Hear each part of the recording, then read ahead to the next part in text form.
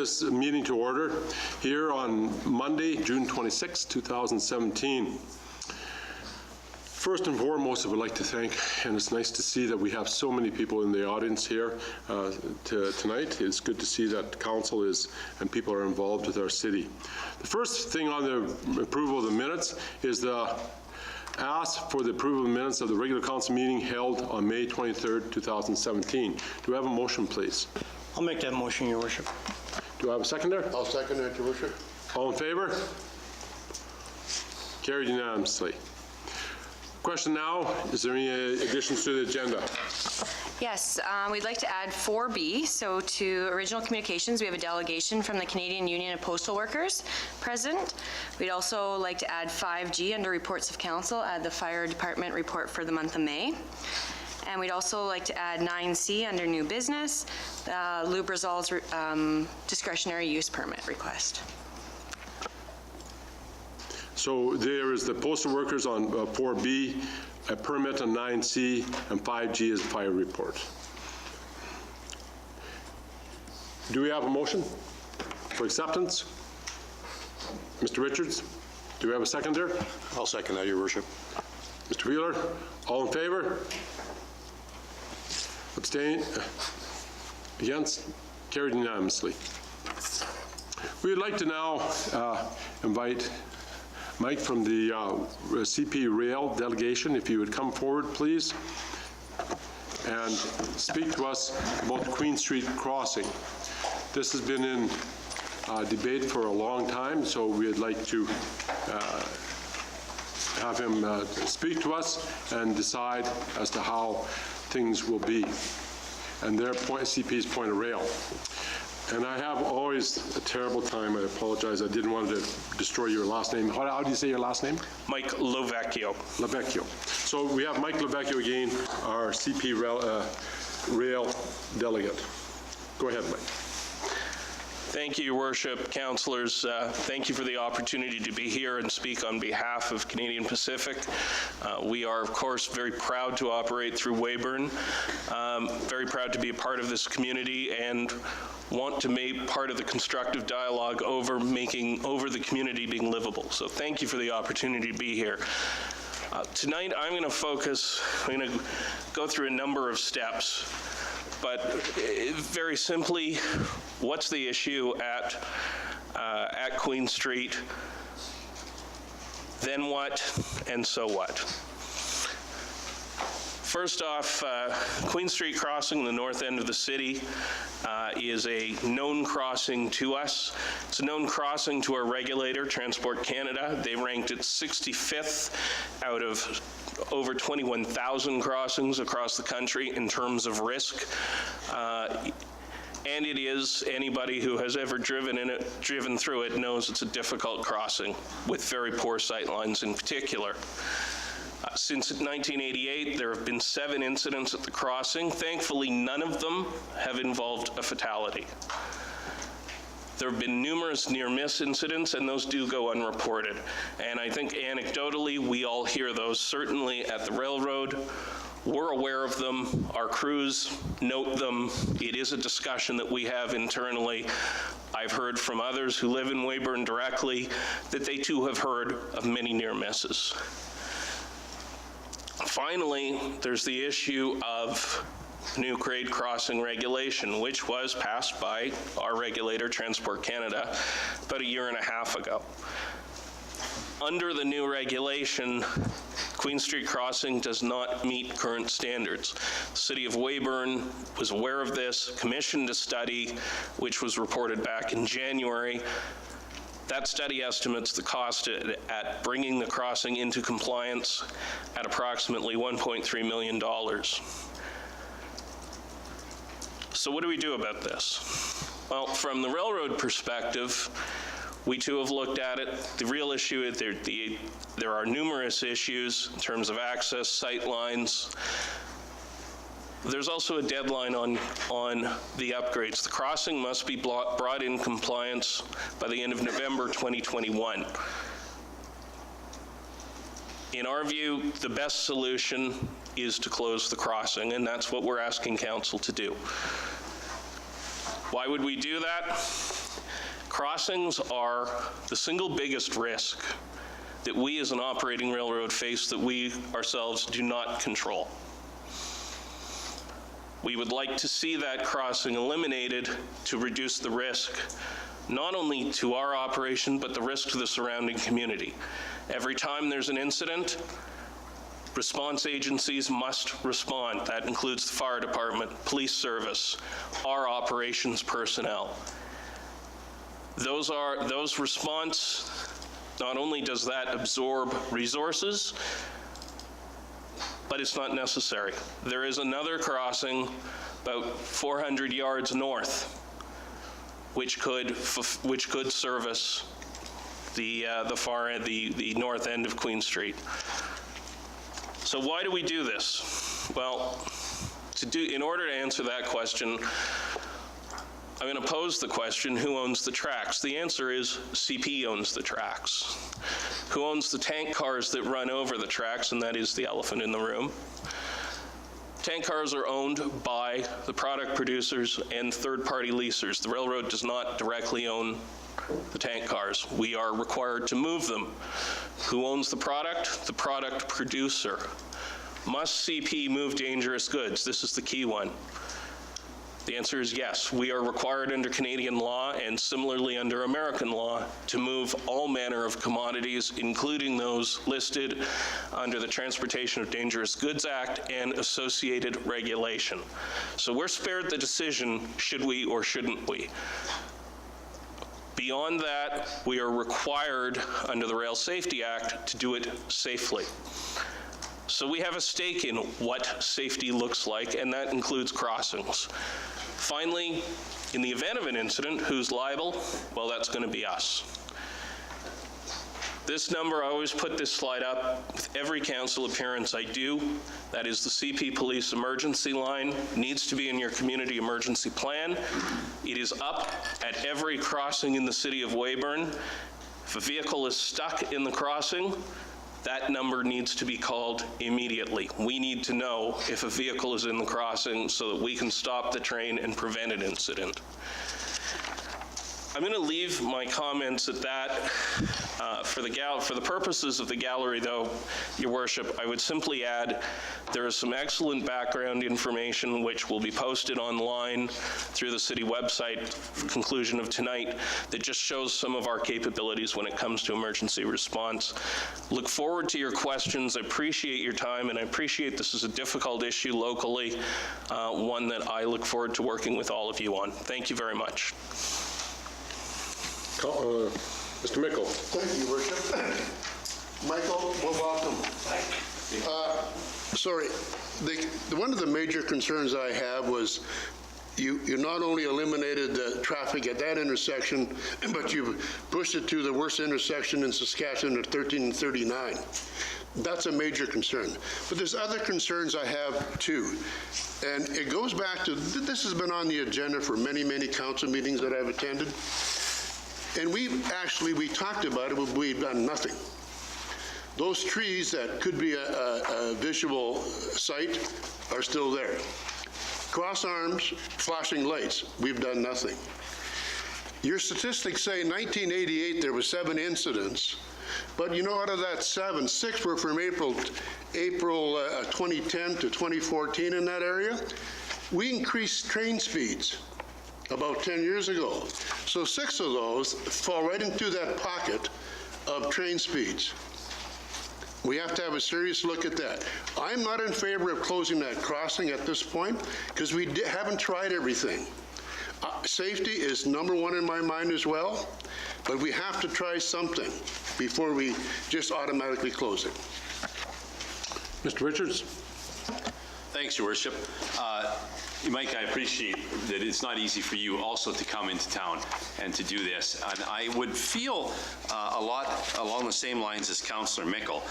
My concern is yes, 7 incidences in 20 years. I don't know if I turn my head if the microphone will still get, but 7 incidents over 20 years, 6 in the last 10 years. I did ask just anecdotally, what the police department sees for incidences at other intersections in town, particularly the one you referred to 400 yards down the road at 13 and 39, and of course that's provincial jurisdiction, but anecdotally I think we would see far more than 7 incidents over 20 years.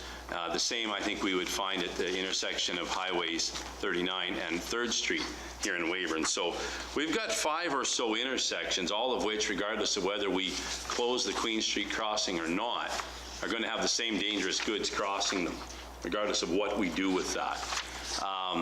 You stated in your presentation that crossing could become or brought to compliance with an investment of $1.3 million. And I know that's a big number if you say it fast, but $1 million that would be shared, I suspect, not just by the city of Weyburn, but by CP. And when I think about some businesses that have made some pretty substantial investments in that neighborhood, I would argue they might suggest $1 million isn't very much money as well to maintain access to their businesses, as opposed to cutting it in half. So, like Councillor Mickle, I can't support tonight closing that crossing. Thank you, Your Worship. Your Worship, if I could. Go ahead. Just a point of clarification. It's not me who's suggesting it's $1 million. It's a City of Weyburn engineering study on that crossing. Just on clarification. Thank you. Mr. Wheeler, would you like to make a comment? I think at this time, I have the same sentiments as Councillor Mickle and Councillor Richards. We do have some successful businesses in that area, and I think we need to seriously look at this. Closing that in the short term maybe solve the problem right now, but I think we have to talk to the businesses that are going to be impacted the most by it and the people of Weyburn before we can make a decision to close that, because a lot of people use that not only to access the business there, it's just over the years, it's become a fairly well-used road with the service road across from 39 Highway for accessing Canadian Tire to Morton's. And I definitely don't want to see the added traffic going to 13 and 39. The trains aren't the issue there, it's semis and oncoming vehicles. Like, it is not a very well-designed intersection. And if we put more traffic there, I think we could be asking for more problems. Hopefully we can work something out, but I don't think today I can really honestly say that I want to close this, but I think we need to look at what our options are before we move on this, because it does impact a lot of people's lives. That's all I have right now. Mr. Bailey? Thank you, Your Worship. Mike, as I said before council started tonight, I'm going to make a wash machine here going back and forth because I see the safety aspects of this, and they're huge. I've also very familiar with the number of accidents out at 13 and 13 Highway, 1339 Highway. A very terrible intersection, to say the least, and we all know that. I hope we can work something out. You made a comment before, Mike, and I just asked for clarification on it. The 1.3 million is a cost to this. And was I under the understanding that you said to put cross arms in there, it has to go with street lights also on the highway? Is that what you're suggesting from the traffic board? That was the conclusion of the engineering study, which was done for the City of Weyburn, and I'm simply quoting from that. Okay, thank you. Just a clarification. We do have two sets of stoplights through town now. If that's the answer, I think a set of stoplights at 6 and 13 and 39 is the answer too. But you alluded to the twinning of the highways and that proposal of getting traffic around it and everything, and that's fine. But that's a long ways away. We know that from the provincial government. That's a long ways away. But it doesn't correct our needs of service. And Your Worship, I know in our audience there's a couple business owners, and I would just want to make sure that they have an opportunity to speak if they wish. I don't know if they wish or not. At the end of the meeting is when we're going to get them to speak at the end of the meeting, where the agenda speaks of notices and inquiries. So that's when they'll have their But if, okay, point. whatever. Inquiries and, that's a point of order. Thank you. Inquiries and notices, because I was clarifying clarifying that, and it will be at the end of the meeting that Very good. you'll have your Thank you, opportunity to Mike, speak for towards bringing us. it to our attention. We've worked hard at this. I don't know if temporary signage up there for now is going to help us. We've talked about that in this council for many years, and we haven't done it. Maybe it's time to step up to the plate and get something like that done, just for our public awareness, just to do something anyway. And speaking with that, about the inquiries there, I would ask you to kind of stick around to the end of the meeting, if you would, please, just in case there is points of clarification. The other thing, you were going to say something? Go ahead. Yeah, if your worship, with your permission, I would say, the one thing I would say about putting up a sign in proximity to the Queen Street crossing, given the extremely tight clearance between the tracks and Highway 39, the city shouldn't entertain putting up a sign without speaking to CP first, so that it's coordinated and we ensure the clearances are maintained as appropriate. I understand that, and I think part of the reason why we didn't go to a sign quite a while ago was dealing with everybody in it, and it just never matured. So yes, everybody, I think, would be. Thank you. That's just a Band-Aid, but maybe it's just awareness that we can give the public. Mr. Chessel? Thank you, Worship. Yeah, myself personally, I would not be interested in closing the road at this time. It is definitely an issue. It is something, I don't think we need to leave it until 2021. I think this is something we need to get handled, and handled, I'd suggest, this year. And let's get an actual cost on what it would take to get it up to standards, and reach out to our community. Maybe maybe the people of Weyburn will feel over $1 million. They'd prefer to see that road closed. So let's reach out to the community and the businesses and see how they feel about it. Mr. Walker, so would you have, engineering, would you have anything to say? If I got something to say, I always got lots to say. Oh, yes. I have read KGS's report. The $1.3 million was just upgrades to, the crossing arms and things like that. I do know that Highways is looking at recapping Highway 39 along that stretch, and they're probably looking at upgrades, like they got to add some turning lanes and those lights that you're talking about. That's an additional $1.5 million. So I think we have to talk to Highways, because if they're going to do that work, they're just doing the survey right now, so they're doing that design as we speak. So if we're going to do something here, now is the time to do it. The KGS had recommended a closure. I'm not saying that's the right or wrong way. I mean, there's lots of other things constrained here, but right now there's a grant program from Transport Canada that will pay up to $25,000 to close that crossing, and that's roughly what the cost would be to close that, essentially to dig up that road and shut that down. But again, that's a bigger impact for council to talk about. But so we have, I guess, two options. We can close it outright for about $25,000, which we can get a grant for. We can look at upgrading it to make it safe, which is probably looking at $2.5 million when we're all said and done, whether it's highways, railways, and the city of Weyburn. But that's something that we would have to do for next year. We wouldn't be able to do that very fast. So that's what I have as far as information for council. Mr. Mickle? Thank you, Your Worship. Mike, I have a question I'm going to ask you. I already know You what put your mic on. I also know the answer you're going to give me, but I'm still going to ask the question. Those railways, tracks out there are probably back into the 1800s, I'm sure, when they started. Have you ever thought of relocating them outside the city of Weyburn? I know your answer, Mike. Thank you for the opportunity to reiterate my answer. The short answer is no. There is no business case that CP sees to pick up the tracks and move them. The tracks meet our needs as an operating railroad. If somebody else had a bag of money and wished to bring it in and pick us up and move us, would we entertain that? Yes, assuming it didn't add to our operational cost.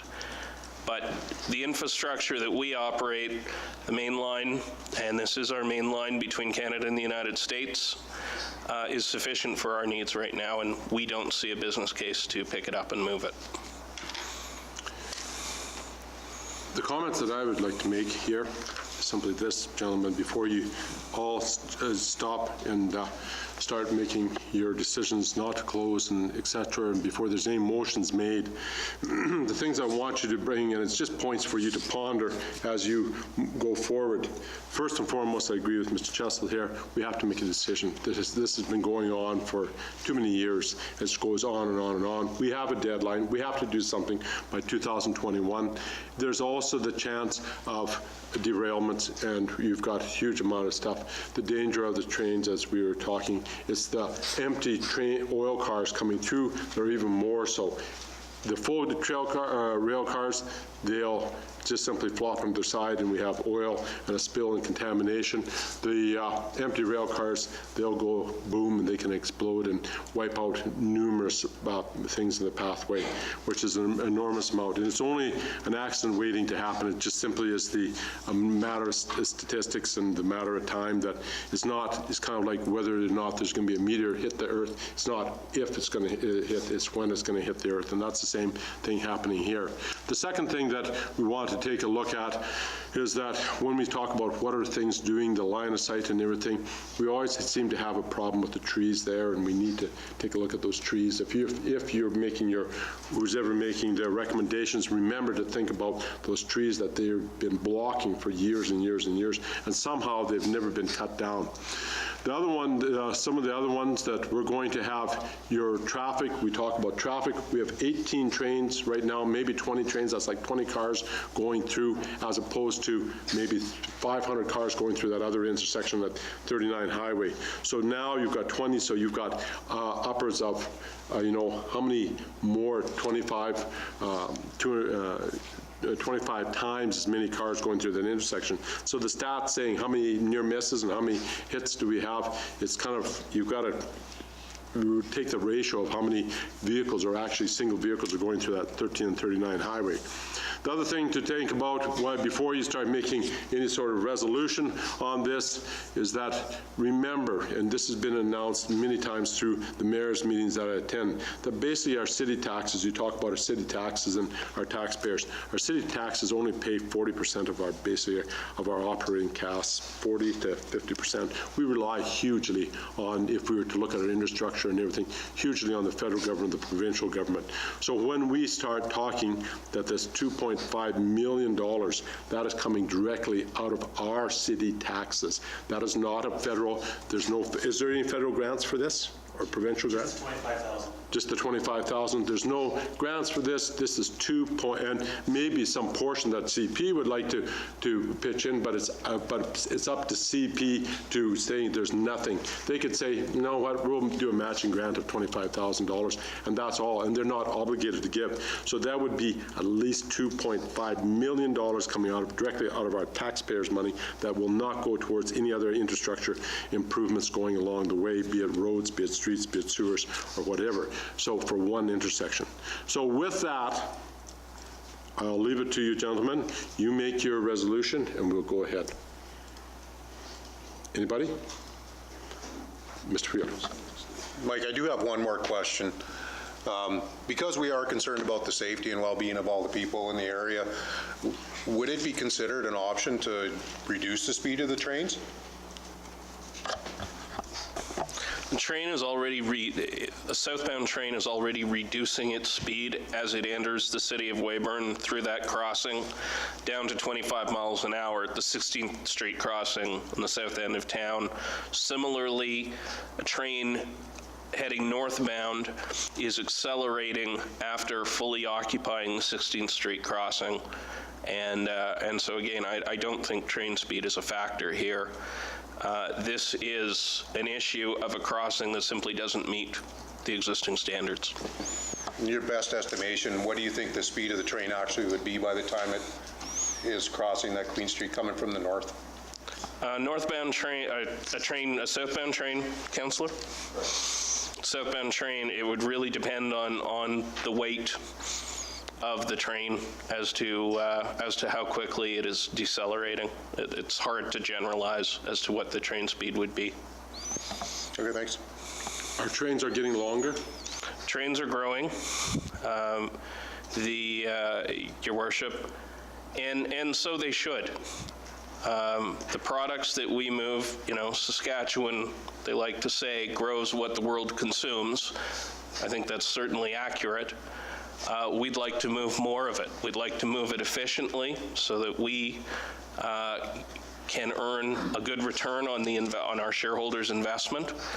And there is no question that as trains grow, we move that product more efficiently. That's a benefit that gets passed on to our customers in terms of rates. And the other thing that if we do move, and I'm just being the devil's advocate here, you slow down the trains going through the center. We already have complaints that the trains take too long at the 3rd Street and the Government Road intersections already to cut the speed in half and still go through. Go ahead. That's because they do take too long, Your Worship. So we want to cut our speed even more so, then theirs becomes the other advocate. Just one more comment with that, and we know the rail industry is growing, and if the trains continue to grow in length, then there's also the issue of downtown, where we have, say we get up to 24 trains a day. If it's taking 15 minutes to get across a crossing, then there's quite an extensive amount of time where our emergency services are basically cut off from accessing the south end of the city. So I think that there's more than one issue at play here, and I think, I know the CP isn't responsible for relocating the rail around the city, but as the industry grows, it's going to become more and more of a burden on the people of Weyburn to deal with the added traffic. Unit trains, what, 120 cars now? How much do you expect them to grow by? It really, again, it varies by commodity. We're not all that prescriptive when it comes to the length of train, other than we want to maximize that very expensive asset that is a freight train so that it is as most efficient. That's how our customers benefit, that's how our shareholders benefit, and that's what we're in business to do. We are interested in moving greater amounts of product. We're always going to be interested in moving greater amounts of product. That's what we do very well. Mr. Mickle? Mike, you've heard the dialogue from all councillors and Your Worship this evening, and you can see from the results what's probably going to happen. What's our next step as a council? Have we got some direction? I'm going to stick with my opening comments and suggest to you the best option is to close the crossing. That's what we hope you will do. It's what we've asked you to do, not just in this council, but in numerous sessions over the years, as you know, Councillor. It is, in our view, a needless risk. Which can be fully addressed through the pre-existing road network outside that one crossing. We're not suggesting to you that you close Government Road or that you close 3rd Street. We're saying Queen Street, which is of the 5 or 6 crossings within Weyburn, is, I would argue, probably the lightest use crossing of them all, and it's the one that's at the top of the list. I don't envy you the decision you have to make. You're responsible for the livability of your community. I'm not indifferent to that. Nobody at CP is indifferent to that. I think we do share a common interest on public safety, and to the point that has been made, should there be a wider discussion about access into Weyburn? Absolutely. But again, you are, as a city, you are the road authority. That is a discussion that you lead. The province is also a road authority. They're responsible for the upkeep and maintenance of Highway 39. Perhaps this is a discussion that should be had with them. Would CP sit at that table? We'd be very interested in sitting at that table. We sit at that table in other locations. But again, I come back to the question before me tonight, which is specific to Queen Street. And I say, on behalf of my company and the employees who work in my company, some of whom live in Weyburn, and certainly a large number of whom live in Saskatchewan, we'd like to see this crossing closed. Could you close it, please? Just one point of clarification before Mr. Richards and then Mr. Chessel, is that you had said that we need crossing arms at the tracks, plus there needs to be lights put up on the highway, correct? Again, Your Worship, that's what I got out of the KGS report. Okay, go ahead, Mr. Richards. Your Worship, thanks. Again, much, to everybody here, I think, has got the same opinion. Public safety is number one, and we got to get this. I would echo very clearly what Councillor Chessel has said. We need to stop talking about what's right and what's wrong and find it out and then enact immediately, like as quick as we can. That being said, I don't agree with Mike. He knows that, and we have a history of not agreeing, and that's okay. I don't agree that shifting that traffic to a more dangerous intersection is the answer to the public safety problem. That's just where I sit right now. I don't think it sounds like, though, we're going to get a resolution tonight. So I wonder if, just in the essence of continuing to go back and forth, if we should accept this as information. Mr. Chessel. I echo what Jeff was saying, and I guess I would feel that I would take this as information. I would hand this over to Tom in engineering, and let's find out what this will cost. If I guess the point that I would like for a resolution, as opposed to taking information, is just make a resolution that you, at this point in time, that you don't want to close Queen Street, and that you want to look for an alternative within the year. do we need a motion for that? Well, I'd like to say, but at least show what you want to do, as opposed to make a resolution of something that, as opposed to still tabling, because we've been constantly tabling this, taking this as information. I guess we could make a resolution. I think from the response from everybody, we know where that resolution's going.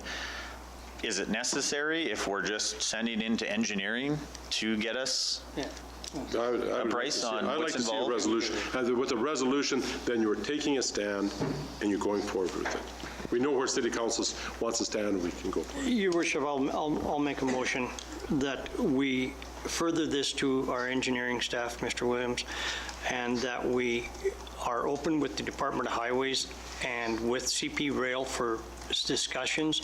I would like to see a time frame of no longer than 2 months to be back at our table again. And I also would include in that discussion our citizens and our businesses, especially in that area, to have their input also. I'll second that, Your Worship. All in favor?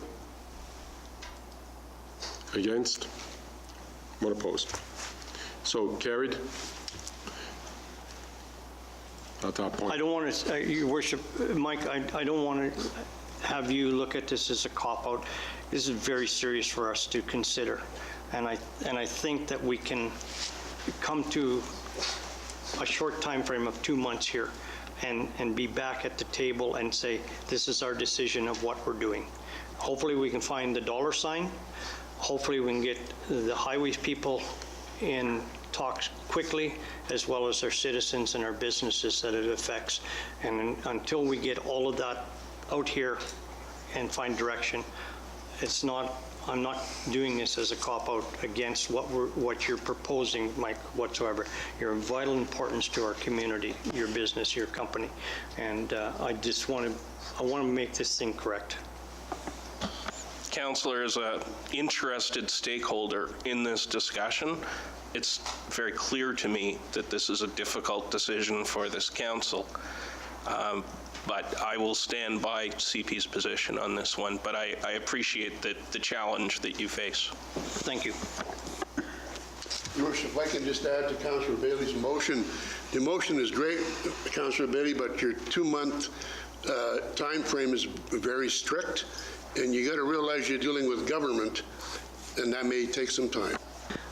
I understand that, Councillor Mickle, but I also learned too, dealing with them, if you put a 2-month time frame and not 6, you'll get it done on 1 month and 3 weeks, so.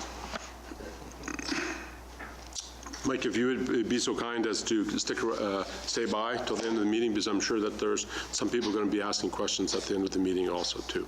Thank you. Again, thank you very much, Your Worship, Council, for the opportunity to be here tonight. Moving to Agenda 4B, Postal Workers Union, if you would be so kind.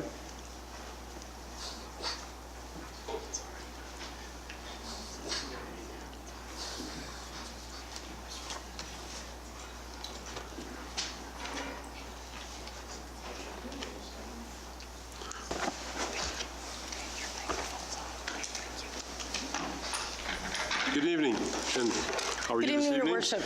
And please state your name and a company that you represent for the audience, please. Certainly. So good evening, Your Worship and members of City Council. My name is Carrie Arnott-Thirsk. I'm a postal worker representing the Canadian Union of Postal Workers tonight. My husband and I have raised our children here in this community, and so I'd like to thank you for the opportunity to talk to you tonight about the topic of addressing expanding services and protecting our public post offices. I won't take up very much of your time, but I do have a little bit of history for you that I'd like to read.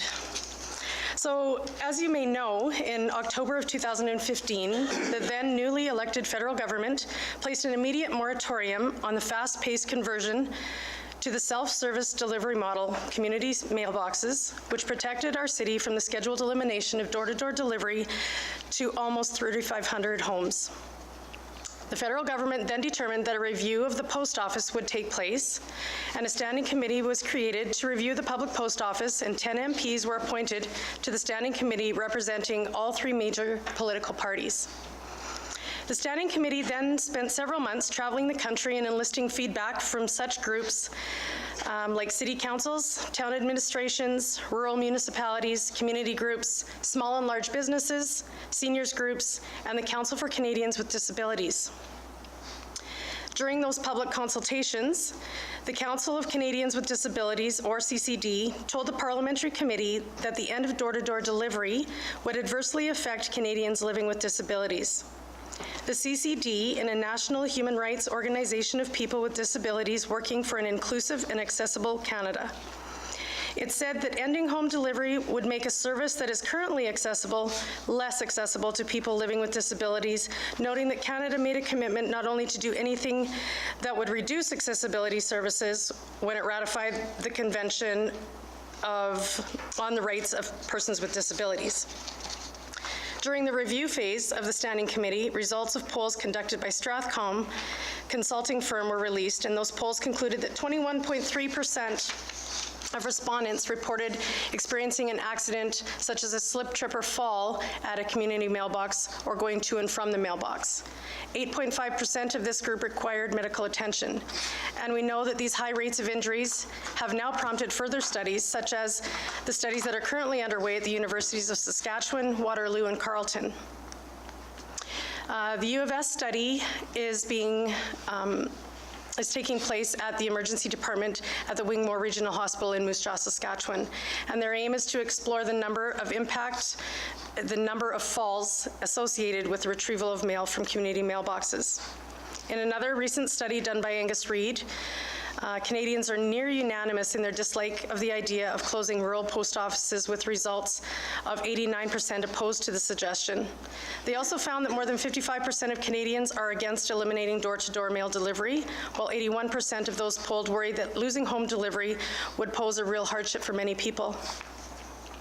These details were included as a part of the Standing Committee hearings, and after thorough consideration was given to the testimonies of participants involved in those hearings. The results and recommendations of the Standing Committee on Government Operations released its report, and in the package that I gave earlier in May, you'll have a report that's called The Way Forward. And in that report, there are 45 recommendations that the committee came up with. And I'd like to draw your attention to recommendation number 23, which the committee calls for Canada Post to continue the moratorium on community mailbox conversions and develop a plan to reinstate door-to-door delivery for communities that were converted after the 3rd of August 2015. The committee also calls for a continued moratorium on post office closures. Since the Standing Committee has called for a continued suspension on the conversion of door-to-door delivery, and given the direction the federal government to reinstate delivery to those communities that lost it post-August 3rd, 2015, we are calling on the City of Weyburn to urge Minister Foote to include our city and the desires of its many residents in almost 3,500 homes among those where service should be maintained. The City of Weyburn is currently protected by the current Canada Post moratorium, which was last updated in 2007. Previous to that, it had been updated in 1994. This moratorium list protects communities from potential closures and service reductions. I feel it's important that the city administration understand that there is not an automatic appointment of the previous list to the soon-to-be-released updated list. For this reason, we have found that countless cities, towns, and municipalities have advocated on municipal levels, urging the minister responsible to accept the recommendations of the Standing Committee in order to protect their post office. Additionally, the Standing Committee made recommendations which call for Canada Post to review the impact on efficiency of delivery before implementing strategies. An example of this is the local processing versus centralizing process. Currently, all mail that originates in Weyburn and destined for Weyburn is shipped to Regina, and that's like from Saturday to Thursday. It goes to Regina. On Fridays, it goes all the way to Winnipeg before it comes back to Weyburn. This causes delays in the processing and the delivery of mail and often results in the obligations of the Canada Post Service Charter not being met. Currently, the turnaround time is to be no more than 2 working days, and when it goes to Winnipeg, it's far beyond that. So I'd like to thank Council for this opportunity to address these issues, and CUPW acknowledges that this matter is a decision that's to be made on a federal level. However, we must be optimistic that much consideration will be given to opinions of selected leadership at municipal levels going forward, and as the opinions of local leadership has helped guide the direction of the Standing Committee. So on behalf of the Canadian Union of Postal Workers and the vast majority of your constituents in the City of Weyburn, I ask that Council move a motion to send a resolution to Minister Judy Foote calling for the federal government to accept the recommendations of the Standing Committee on Government Operations and Estimates as they apply to Weyburn, the City of Opportunity. Thank you for your time. Thank you. Councillors, any questions? None, but thank you very much, Kerry. Thank you. No questions? At this time, what we're going to do is take this into consideration, Carrie, Certainly. and review this, and before we make any resolution of any type on there. Okay. All right? Can I ask how long you think that will take? We're not sure. Probably within 1 or 2 council meetings, we'll discuss it in a committee and then come back to a council meeting. Very good. Okay. Thanks for your time. Thank you. Next on the agenda, as we have the reports, we'll sit here with the reports, the Airport Board. I would like to reports from council. Dick, can you give us a Councilor Mickle, Airport Board report? Absolutely, Your Worship. Thank you. The airport met on Friday, June the 9th. We met at the Tom Kerr's Pilot Lounge for our meeting. And here's some of the business from that meeting. Under maintenance items, a neighboring building demo, the site is cleaned up satisfactory. We're now working with the businesses on installing a fence. Lighting, Assistant Engineer Laura Delaney has sent out tenders to our local electricians in town, and the bid should be back by our meeting held in July. Security gate is up, and that should be functioning for everybody very, very shortly. The fencing and RFP went out for fencing, and bids will be back again at our July meeting. The signage, which was installed the same day that we opened up the security gate to show you where the turnoff for the airport is, and I thank you to the City Works Department for doing that. Muchly appreciative. Line painting has been completed. And untidy hangars, there was a site check today of the hangars out there, and letters will be sent out to a few of the hangar owners that need a little bit of repair and maintenance. The deal is out there, if you don't do it, we will do it, and we will put it on your bill. Pretty straightforward. Item 4, cap funding. We got money from the government of Saskatchewan. We thank the government for this. We had applied by the end of March 31st for this. We received it, $39.5. It's a matching grant to put towards asphalt capping, lighting repairs, and installation of fencing at the airport. And this work is to be completed this year. Under the manager's report, co-manager Dennis Manel has asked that area around the fuel tanks be paved this year, and mowing and routine summer maintenance is ongoing. It was also noted that the airport was very, very busy in the past week for the oil and gas show, and that's very encouraging. Airport aircraft movements, April was 94, and through the gate, that's when we had no secure gate, was 1,030, believe it or not, and 2 Stars Ambulance were also involved in that. In May, there was 124 movements, and through the gates, 626, and there were 6 Stars helicopters on that count as well. Our next meeting, Your Worship, is Friday, July 14th, 8 a.m. at City Hall. Thank you, Councillor Mickle. Parks Board, Councillor Chessel. Thank you, Worship. Our Parks Board was held Monday, June 12th at lunch hour at City Hall here. We started out discussing the Opportunity Road Race, which took place on June 18th. Race started at 8 a.m. At that point, we were still looking for a few more volunteers, and there are approximately 100 to 150 participants already registered. And second agenda item, we discussed the Multicultural Day Trails Day in the Park. This actually took place on June 24th at River Park from 10 a.m. to 5 p.m. The day kicked off with a walk-along along the Tatagua Parkway trail system in an effort to raise funds for the Weyburn and District United Way. There was multicultural singing, dancing, fashion, food, and more. I know personally worked the event and attended it. It was a great event. It was great to see in our community, and it'll be great to see what happens next year, as I'm sure it will become bigger. We also discussed trail extension fencing. As a part of the Creeks development on the northeast side of the city, a new trunk main was put in. This resulted in the Parks Department having to restore this area back to parkway, green space, and plant new grass. There have been some problems with ATVs tearing up new planted grass, and the board discussed installing fencing to prevent any further damage. The fencing would begin at Creekside Car Wash and continue south along the Lane to Cotto, and the estimated cost was $8,000 to $10,000, and the motion was made and passed. And then we also discussed Garden of Hope Memorial Rock. There's a large memorial rock placed in the Peace Park, which is located along Highway 39 near River Park. The rock was placed as a cancer memorial monument, and Peace Park was to be maintained by the Canadian Cancer Society. As the local Canadian Cancer Society has now closed, the Parks Department is looking to relocate the rock to an existing location. More to come on that. The other discussion was the Riverwood Playground.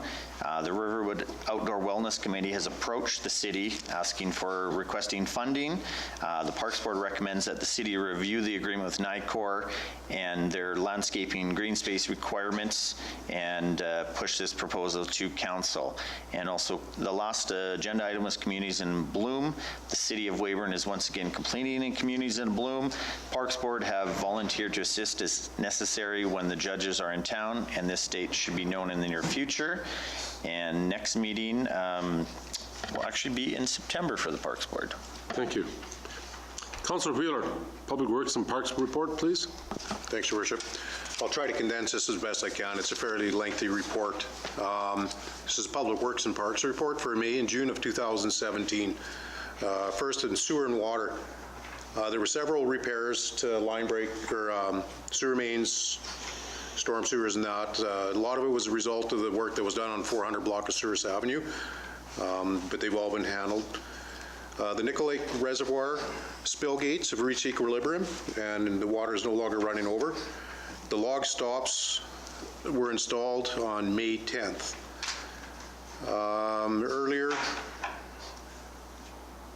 As earlier reported, the stop logs were installed at the control structure located at the river, on the river at Signal Hill Trail to help maintain water level on the sewer as it passes through Weyburn. Spring release of treated effluent from the cells began and is completed as of June 5th. Streets and roads, the city, everything is on schedule, all grading, dust control, pothole patching is commenced. Spring residential street sweeping is commenced. All repairs to road signs, new signage installed, that's all in the works. The city's doing a great job on that, by the way. And we've recently received our 5-year landfill operating permit from the Ministry of Environment.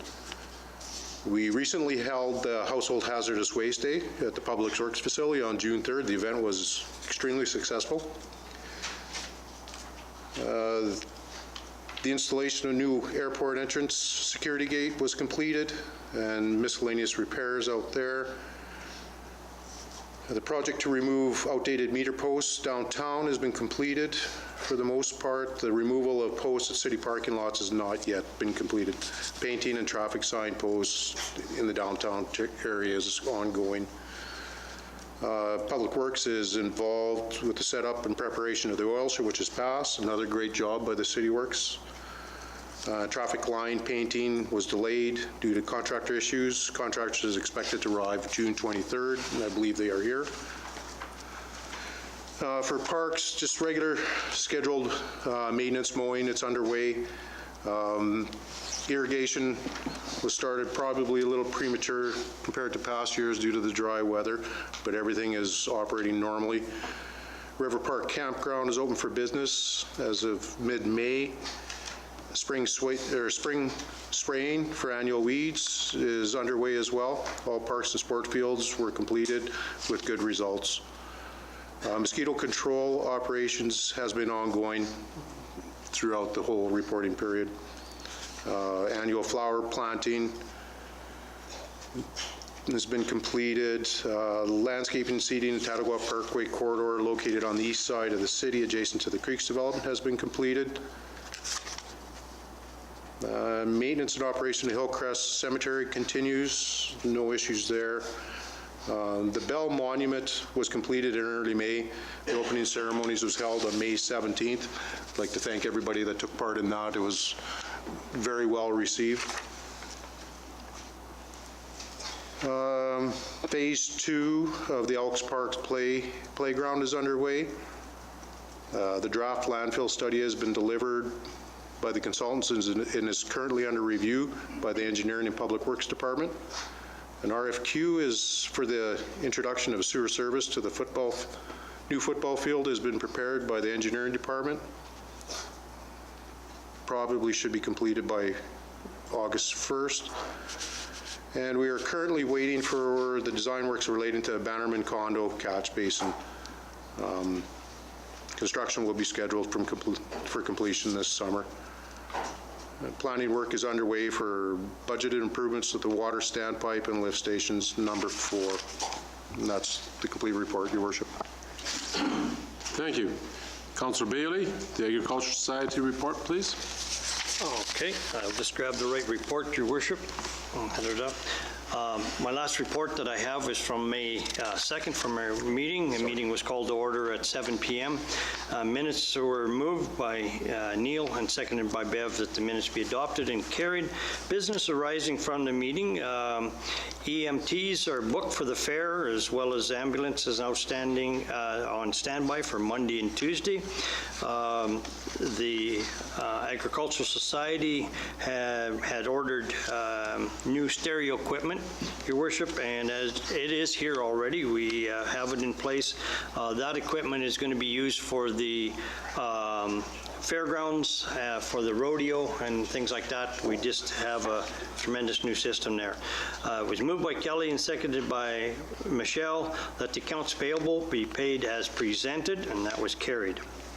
In correspondence, received a request from the Lowman 4-H Horse Club to the use of the arena on June 11th, and that was passed.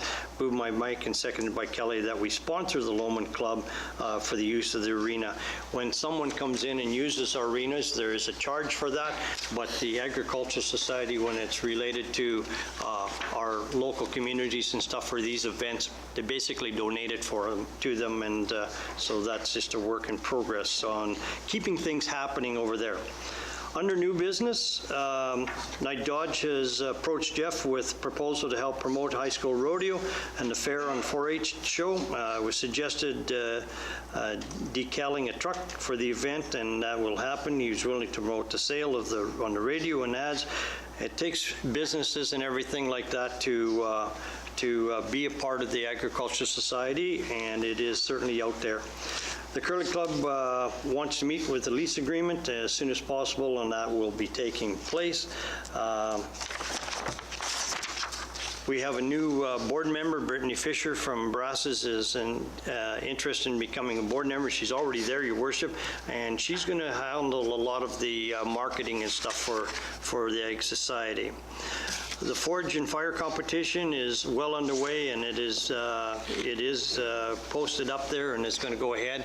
There is a big dedication on Monday, July 3rd, from 4 to 6 o'clock in the afternoon, open to the public for the dedication to the Chad Johnstone building.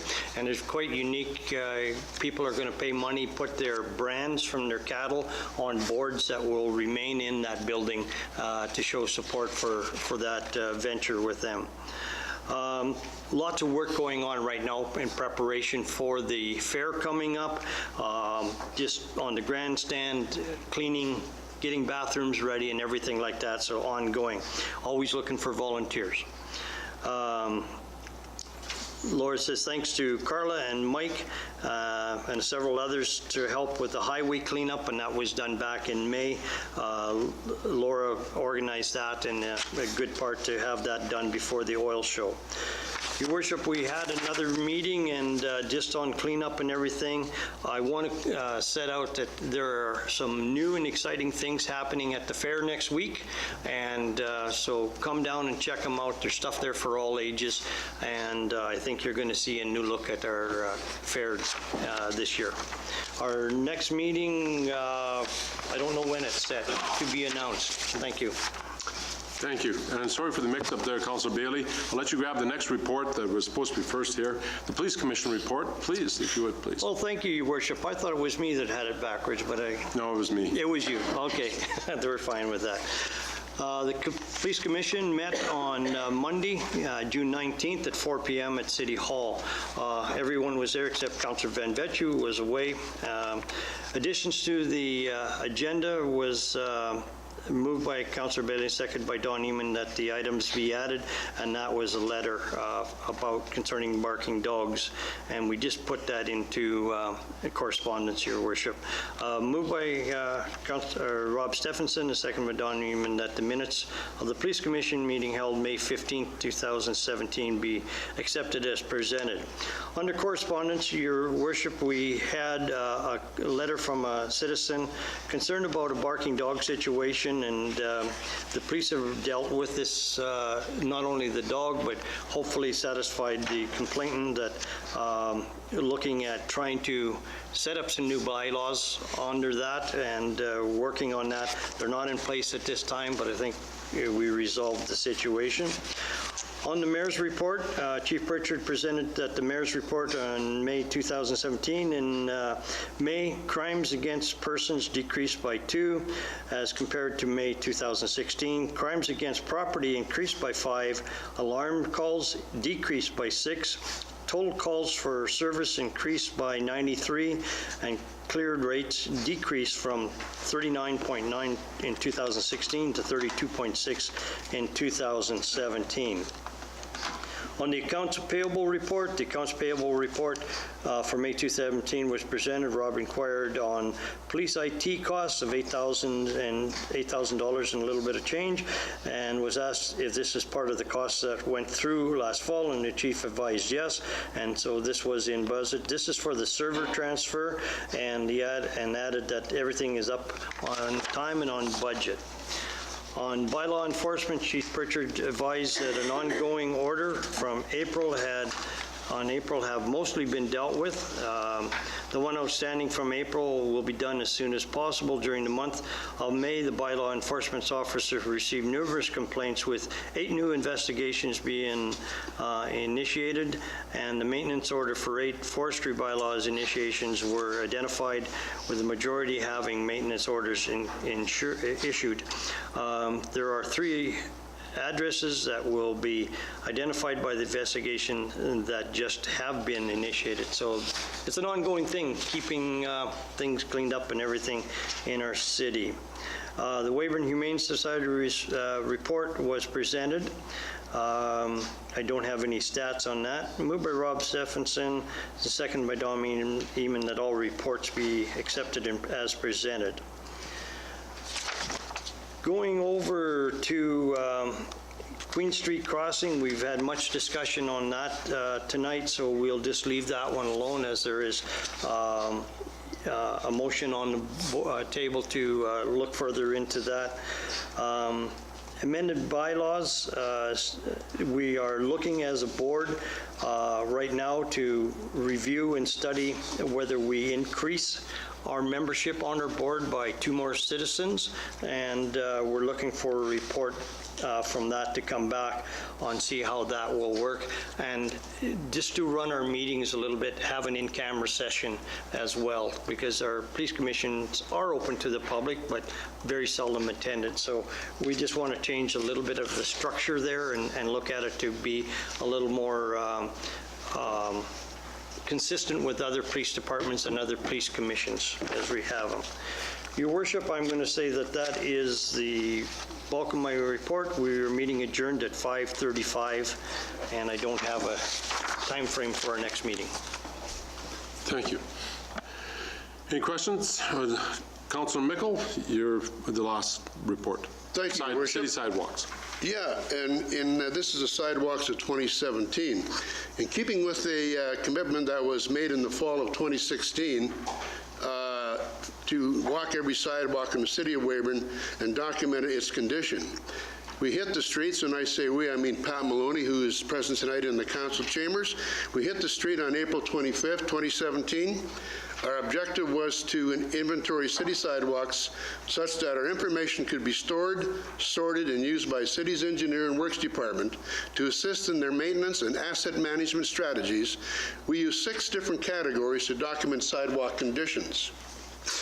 We began our project in the morning, a cold morning of April 25th, and completed it on the morning, we completed all the sidewalks by the morning of June the 12th, and another cold morning, by the way. In this time period, we were out 28 of those days. Each day we spent about an hour and a half. That translates into 35 hours on the streets. In total, we made 2,491 recorded observations, and we even broke it down, that's 71 observations per hour, which breaks down as follows. Category 1, unsafe conditions expected for replacement, 129 instances, representing 5% of the records. Category 2, poor conditions, cracked and broken, less than 50%, 609 observations, representing 24% of the records. Category 3, this was a big one, trip hazards, inspected for grinding, 823 instances, representing 33% of the records. Categories 4, exposed aggregate, surface was spalling, 337 instances, representing 14% of the records. Category 5, acceptable condition, safe and normal wear. There was 497 of those and 20% of the records. Category 6, this is a good one, good condition, new or like new, 86 instances, representing 3% of our records. Other main miscellaneous information like sweeping required, 10 of those representing 1% of the record. Based on our experience, we offer the following general observations in no particular order. Overall, the city sidewalks are in good and safe condition. We saw very few pet droppings, which speaks very well of Weyburn's pet owners. Although statistically high at 33%, we were very liberal in what we identified as a trip hazard. In fact, very liberal.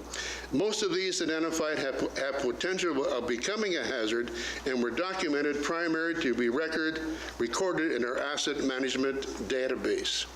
Historical sidewalk replacement programs could be identified by contractor stamps placed in the sidewalks. It became very apparent that some contractors delivered a much better product of durability and long-lasting other than others. We speculate that there was probably a combination of installation techniques and other material used. In the past, a number of sidewalks have been capped with asphalt. These appear to have been held up very well. Asphalt capping may be a cost-effective option that can be explored as to maintenance as we move into the future. The trends to be more deteriorating on city sidewalks where they meet residential driveways. We speculate this is a result of consistent exposure to heavy vehicle traffic, as well as the effects of snow removal and both mechanical and chemical. The city historical practice practice of completing all infrastructure prior to any residential development potentially exposes newly placed sidewalks to heavy equipment, excavators, concrete trucks, lumber trucks. We were surprised to see and cracks and broken areas, such as the creeks in different parts where the sidewalks were there, and this machinery has went on top of them and caused some concern. At street intersections, there were accessibility ramps have not been constructed. We saw many instances of shifting between sidewalks and the curb, which result in trip hazards. There were numerous instances of fire hydrant isolations, of valves protruding through that have to be looked after. The 20% shown in Category 5 can be misleading, as for the most part, it is representative of the entire block. There may be a couple of cracked areas, a trip hazard on block, which were noted, but overall, the entire block is in acceptable condition. Overall, ladies and gentlemen, it was a worthwhile experience that allowed us to gain a new perspective of our city and speak to a number of residents along the way. This was submitted by myself and Councillor Pat Maloney, and as I said, Pat is in the audience tonight. Pat, you don't have to stand, but I personally want to thank you for the professionalism you did after you could translate my writing of 2,491 documents and translate that and send that to our acting city manager, Jolene, so she has a record and we'll pursue it from there. And again, Pat, I want to thank you very much.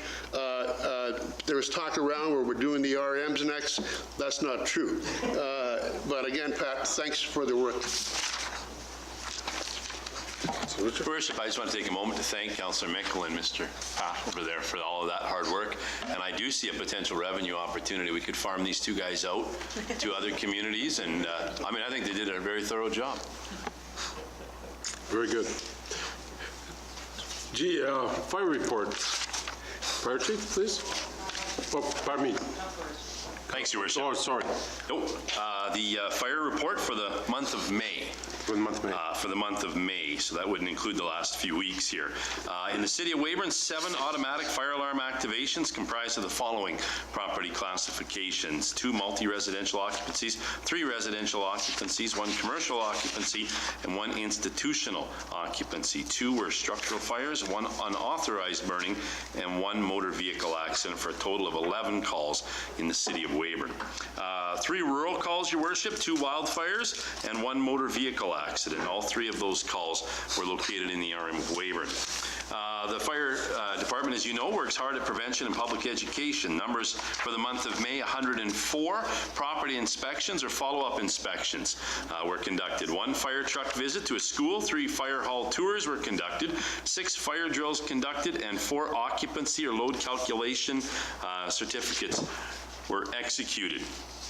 As we all know, Chief Allman takes very seriously the training of his folks, so to that end, 11 training sessions were held for the paid on-call firefighters, total time of 140 hours. Career staff training hours for the month of May were 51, and these topics included such things as health and safety, NFPA 1002, pump operations, driver training, auto extrication, and firefighter self-rescue. A few miscellaneous notes: 58 notifications of rural burning were received and forwarded, broken down as in the following areas. The RM of Weyburn had 37, 3 in the RM of Lomond, 3 in the RM of Wellington, and 4 in the RM of Broken Shell, and 11 in the RM of Griffin. Also, in the month of May, 361 pounds of batteries were collected and sent away to Retrieve Technologies for recycling. 6 large breathing air cylinders filled on a contract basis for an oil field safety service operators, and 5 small air cylinders filled for other users. And finally, training commenced for the operators at the water treatment plant in the use of self-contained breathing apparatus and fire extinguishers. And that's everything, Your Worship. Thank you. Comments? Please make note those reports have been received and filed, please. We move now to the consent agenda. Accounts receivable report. Your Worship, I'd like to move that the following items on the consent agenda be accepted as presented. A, accounts receivable report, May 2017. B, utility collection report, May 2017. C, cash activity report, April 2017. Second that, Your Worship. All in favor? Carried unanimously. Motions, accounts payable. Accounts payable.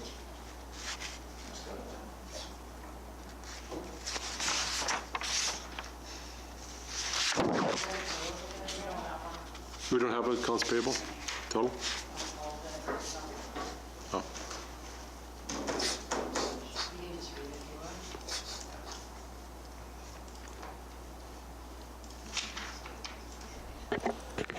The total is $1,989,554.20.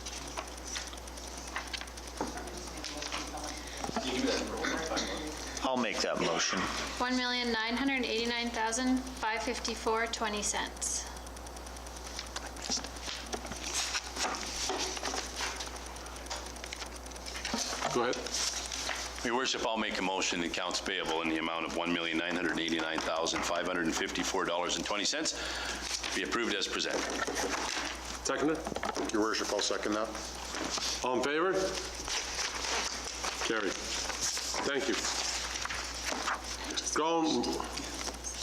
Groundwater well monitoring sampling, RFP. Tom? Yes, Laura did a recommendation for council to award the work to Matrix. It was slightly higher than the budget that was forecast, but I think I had a review of the tenders that came in, and Matrix was the only firm that actually did a report that meets the guidelines from Sask Environment, and that's one of the conditions. We asked if we could do the report ourselves, and Environment said no, it had to be a third party. So that was essentially why we went with Matrix. The other two firms couldn't provide that report that we're asking for. And what was done in the past is we only did one set of sampling, and then we need two sets of sampling for the year, so that's why it exceeded the budget that was originally put forward. And I think we're going to carry the overage into next year's budget for the landfill work, so that's how we're going to carry those funds. So we're not asking for any additional funds, we're just going to carry that forward, because the reporting will be done next year, so. Okay. And how much was it over, do you know, roughly? I think the award was for, the landfill was for $10,728 for the testing, for the lab work, and $9,076 for the reporting. So, and there's also some testing at the lagoons that we're going to get them to do at the same time, and then Laura's going to file that report to Environment. So. Okay, thank you.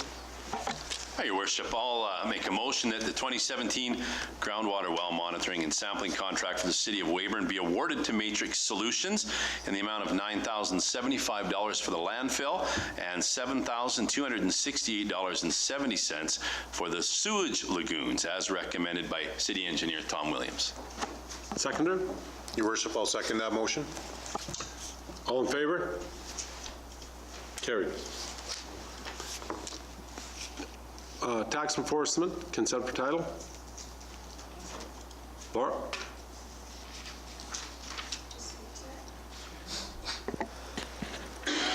So this is just a list of properties that we have that we're just requesting to acquire title, or to proceed to acquire title through the Provincial Mediation Board, because their tax liens were presented 6 months ago, and they are in the next phase. Okay. With that, Your Worship, I'd like to make a motion to authorize the city assessor to start proceeding under the Tax Enforcement Act with the Province Mediation Board for title on the properties with tax liens as presented 6 months ago. Seconder? I'll second that, Your Worship. All in favor? Carried unanimously. There is no old business, so we will move on to new business, development permit, mobile concession. Jolene? Your Worship, a request has been submitted by Carlos Skujins, operator of a mobile coffee hut, who proposes to operate his coffee hut throughout the City of Weyburn public parks on an annual basis. Carlos was approved in January to operate at the outdoor rink as well as at Toboggan Hill. However, he now is requesting to operate throughout the year. His coffee hut is a mobile trailer built to the specifications as required by public health. The two locations he will mostly be parked at are at Jubilee Park and at River Park. The proponent is aware that he is required to obtain permission from nonprofit associations competitions such as minor ball, minor football, minor soccer, if he wishes to operate at any of their daily events in Jubilee Park. He is also aware that he would require permission from any private landowners if he wishes to provide services on private property. It is with this that staff is making the recommendation of option 2. This would be for council to approve the annual operation of the mobile coffee hut, subject to the following conditions. The business may operate on city property only during events where the organization in charge has submitted a letter of consent to the City of Weyburn allowing the coffee hut permission to operate in the vicinity of their event. Any desired scheduled events must be provided 2 weeks before the start of the season, and any unscheduled events must be provided 2 weeks in advance of the event. Any conditions set by the organization in charge of a given event must be complied with, such as conditions that a certain percentage of the mobile concession's earnings be donated back to the organization in charge of the event. Approval from the private property owner shall be obtained and submitted to the city prior to operation on private property. Approval from a public health inspector is submitted, demonstrating that the mobile concession meets the requirements of the public eating establishment standards. Approval from the fire department shall be submitted and certificate displayed on the cart at all times. Adequate refuse containers must be made available at all temporary use locations, and the site must be kept clean at all times. The mobile concession will not be parked or located as to obstruct pedestrian or vehicular circulation. The mobile coffee hut shall not create any disturbance or nuisance in terms of noise or lights that may be a distraction for motorists and/or pedestrians. Upon completion of the day's operations, the mobile coffee hut shall be removed from city property. All structures, associated material, and signage will also be removed. Any area devoted to required landscaping at the site may not be occupied by the mobile hut, and City of Business license must be obtained prior to operation. In hearing that, Your Worship, I'm prepared to make a motion that the development permit for Carlos Skujins to operate a mobile coffee hut in 2 locations within the City of Weyburn, those being Jubilee Park and River Park, be approved with the conditions presented. I'll second that, Your Worship. All in favor? Carried. Rescue Services, RM of Wellington. Fire Chief Allman's going to speak on behalf of this report. Thank you.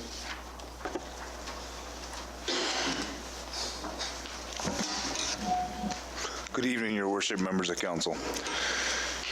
We finally arrived at the day where we seem to be getting some of these rescue agreements tied up. We've come to an agreement with the RM of Wellington. It's just for extrication services or rescue services. It very much mirrors our fire agreements that we have some other municipalities. The highlights of the agreement basically is that the City of Weyburn's obligation, the City of Weyburn's Fire Department's obligation is first to the City of Weyburn, and whatever apparatus, equipment, manpower we send out there is at our sole discretion. And should we be tied up in the city, then they understand they will be getting no service from the city. The calls will come in via 911 or the police directly. And just to define what rescue services are, the city's fire department shall, where they have the training, equipment, and extra speed, respond to the following types of incidents within the RM. We're dealing with the RM of Wellington, where a call for assistance is received. Motor vehicle accident casualty extrication, farm equipment entrapment casualty extrication, technical rescue, including high-angle building collapse and confined space, water rescue, dangerous goods spills and incidents. This agreement is from the period of July 1st, 2017 until December 31st, 2020. And it has an annual levy portion to it. And the amount for 2017, because it's only half a year, is $3,032.79, rising to a full year's cost of $6,065.79. Commencing January 1st, 2018, the annual levy will be based on a formula using the previous year's assessment. There's also a cost per call, and there's been some clarification. If we have the opportunity, we will bill directly to SGI, but should we come across an incident where that is not applicable, it's on private property, not insured by SGI, that type of thing, then that bill will get sent directly to the RM. What they do with it is up to them. That's the condensed version of the rescue agreement. Thank you. Thank you, Simon. I'm prepared to make a motion that the mayor and city clerk be authorized to sign a rescue service agreement with the RM of Wellington, number 97, effective July 1st, 2017, with the terms as set out in the agreement. Mr. Chessel? I'll second that, Your Worship. All in favor? Carried unanimously. And I thank the RM of Wellington that we were able to do business with them in a very timely nature. The last one is a permit again.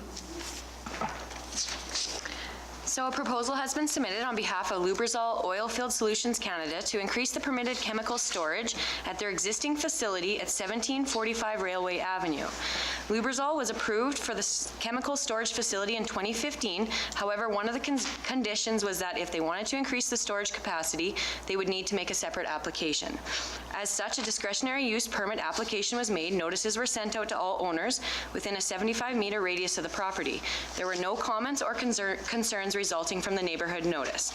With this, staff recommends option 2. Along with this, the Ministry of Environment has already approved this proposal, increased to 50,000 liters storage capacity.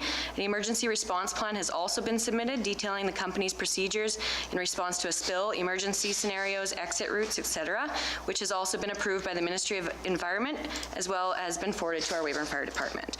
The storage dock has been professionally designed for the use and will be the same as the one that's already existing on site. So with that, administration recommends option 2 with the following conditions. Outside of the hours of operation, access to the dock must be locked and accessed by authorized personnel only. Dock must be placed a minimum of 1 meter from other structures or property lines. The volume of stored materials on site must not exceed 50 liters at any time in accordance with provincial regulations, and if it does exceed this new limit, a new application to the City of Weyburn and Ministry of Environment must be made. No waste materials will be returned to this site. In the case of any chemical spill, a report is submitted to the City of Weyburn certifying that cleanup has been completed in accordance with all provincial and federal regulations. Maintenance complies with the occupational health and safety regulations. Up-to-date spill kits are kept on site. Emergency response plan is updated on a regular basis, and updated plans must be submitted to the City of Weyburn Fire Department. And in the case of any changes to the contact information or owners, the City of Weyburn Fire Department must also be notified. Thank you. In hearing that, Your Worship, I'd like to put forth a motion that council approve the increased chemical storage at 1745 Railway Avenue, subject to those following conditions. And I guess I need to read them again, do I, Jolene? No, okay. As we have had them presented to us in. Thank you. Saved me a lot of reading. I'll second that, Your Worship. Discussion? All in favor? Carried. With that, that concludes all the new business. Inquiries and announcements. Gentlemen, Ms. Maloney, you may speak first.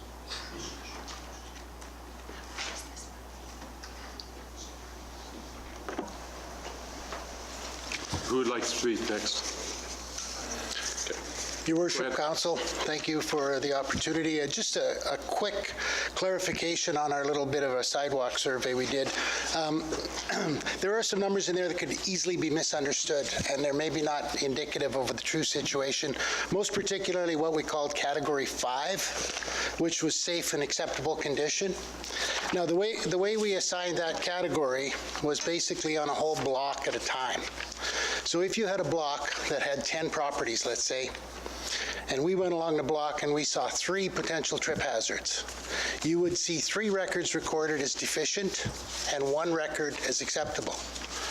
So on 10 properties, the reality is that 70% of the block is compliant or in good shape and 30% is deficient. However, if you take the numbers at face, statistically, there would be 75% of the numbers deficient and 25% acceptable. So if anyone has to defend these numbers or get approached by the public or the media or anybody about them, don't get tricked by that 20%, because that number is a block at a time, not an individual property. We did not document good things, we just documented the bad. So it's going to be skewed. Overall, things are in good shape, but I just wanted to clarify that one number for everyone's sake, because it is a bit misleading. Thank you. Thank you, Mr. Maloney. Ms. Paulberg. I believe you're speaking about the Queen Street crossing? Okay, could you please state your name? Bill Volbrecht. So just like to thank you for the opportunity just to say a couple words here. Absolutely unprepared. So I wanted to sit in and just see what the general consensus was for this Queen Street crossing. And I can see that I'm pretty certain that nobody wants to see it closed, and I couldn't agree more. I don't want to waste Mike's time here. I had a pretty good chat with him out in the lobby, and I learned some things, and I've got this KGS report in front of me to kind of show some background on it, which I did not know coming into this. I question a couple of things in this report, but it's because I don't know why we need traffic lights on the highway. Why do we need to disrupt the highway? Maybe that's a thing, and maybe somebody can answer that for me, that it has to have traffic lights and disrupt the highway traffic. I don't see that, but I mean, that's why I don't do this for a living. Having said that, I think that Mr. Chessel made a good point. We need to move this forward and not sit on this as has been done in the past. I'd really like to see some action. I want to see the city move forward and save the crossing. I get the CP Rail's side of it. They really don't have to do anything. They're going to win. If nothing happens, they win. It closes. So they're not going to put any money towards it. That's clear. And I wouldn't blame them. However, I think they're all too powerful as a whole and have too much authority to roll the way they do. Having said that, I get where they're not going to put money into this. So if we don't, as a city, then it's going to close. And I don't think that's progressive thinking for a city that's growing and getting busier and, you know, things to that nature. I don't think you close things back. When they close that crossing, CP Rail's problems are solved. They will not have a collision there, period. The City of Weyburn's problems are not, because they're all going to happen out at the 35 or 13 and 39 intersection. So their side of it's simple, I think, and I think he stated that pretty clearly. They really don't have to do anything, but I think the city does. So I just wanted to, you know, make my thoughts clear on that, and I don't think sitting and letting it close improves our city. I think we need to upgrade it. And if it's 1.3, I don't know how we quite got to 2.5. The lights. That's in here. No, I thought the 1.3 is the traffic arm, and the other 1.5 is the... You know what, and I've got it in front of me, including the lights, but I'm certainly not going to get into it because I don't know enough about it, but I'm looking at 1.3 lights crossing done. I don't think that's that big a number. I mean, we're going to spend, and I'll get beat up for this stuff, but we're going to spend $90,000 painting that old water tower. We're going to spend X amount of dollars to get a concession stand at the football field to get the sewer out of there. We'll hit $140,000 in those two projects just like that. And somebody gets hit in a car at the crossing. I mean, you just got to prioritize, I guess. So that's my thoughts on it. So I thank you for the opportunity to say my piece. Okay. Any comments or questions of Mr. Walbeck? Well, nothing really, just that additional cost was actually the new lanes that highways have to put in. The new which? New lanes. They have to have some turning lanes and stuff, so. Yeah, again, it's listed here as in this. Yeah. But I certainly am in no position to argue it. I'm looking at what I see here, and that's drawn in here. No, like I say, we've been asked to look at it a little bit closer. We'll come up with some options. For sure. I'd like to see some hard numbers on it, like you know, we spoke of earlier, so that we know what it really is going to cost. Maybe it's not that big of a hill that we can't overcome it, you know. Okay, thanks. Thank you. Mr. Charnella?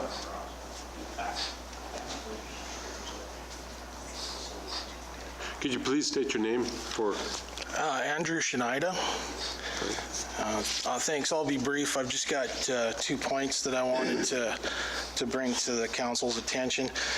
More of a long-term look at the whole situation of this railway crossing problem that we're having. I propose that the city, the province, and CP Rail, and I realize nobody's bringing bags of money, at this point in time, but to re-examine putting in an overpass to solve the solution of the serious problem of emergency services. That's something that I can't emphasize more, and thank you for bringing that up earlier. But if there's something that happens on one side of the tracks and emergency services on the other side of the tracks, how's that problem going to be addressed? That's one of the biggest issues that I have with the whole thing. So it's just something to keep in mind for the future, for long-term looking. I know overpasses aren't cheap.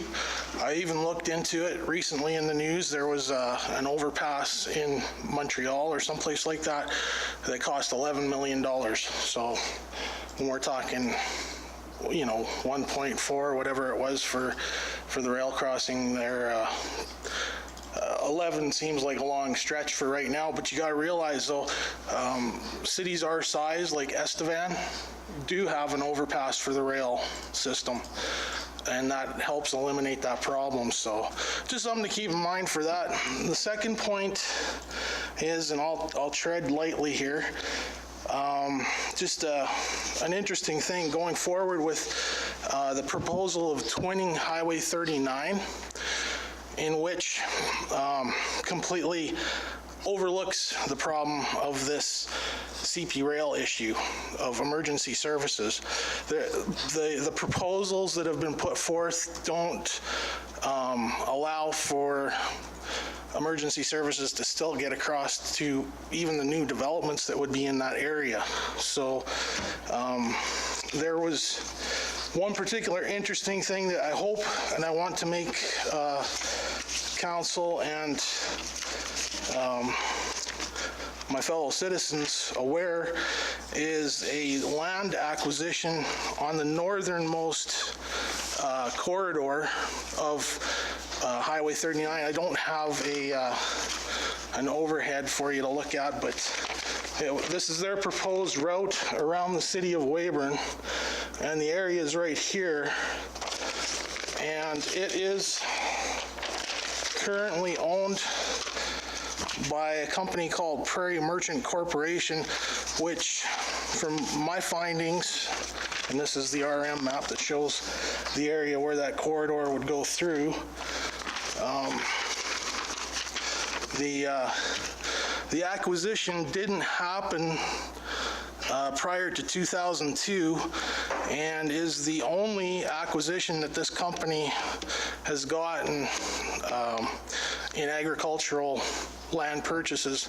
So I'm just kind of would like to do an inquiry or call for an inquiry to see, and also to keep in mind that I wouldn't want something like this to sway the outcome of a future development. Like, I don't know much about land speculation and that, but I wouldn't want to see any kind of like insider trading or information like that between that and the developers. Like the, what's the term here? Where is it? Conceptual planning studies. The people that were in charge of that, if there was any connection between them and Prairie Merchant Corporation. So, just something to keep in mind. Thank you. Thank you. Thanks, Mr. Schneider. It is interesting, Your Worship, because I've owned property on the South Hill, and I've still got family up there. And just to use some quick math, and my math is never good, so quick, it's exceptionally bad.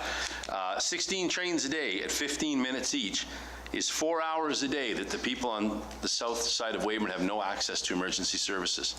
Right. So consider that. 1/6 of their day, they've got no access to emergency services. That is an interesting point that he brings up.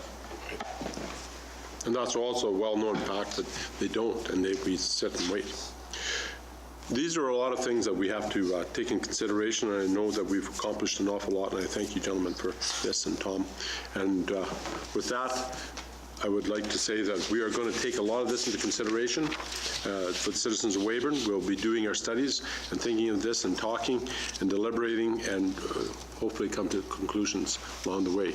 We thank everyone for joining us here tonight, and with that, we bring a moment of adjournment. Thank you.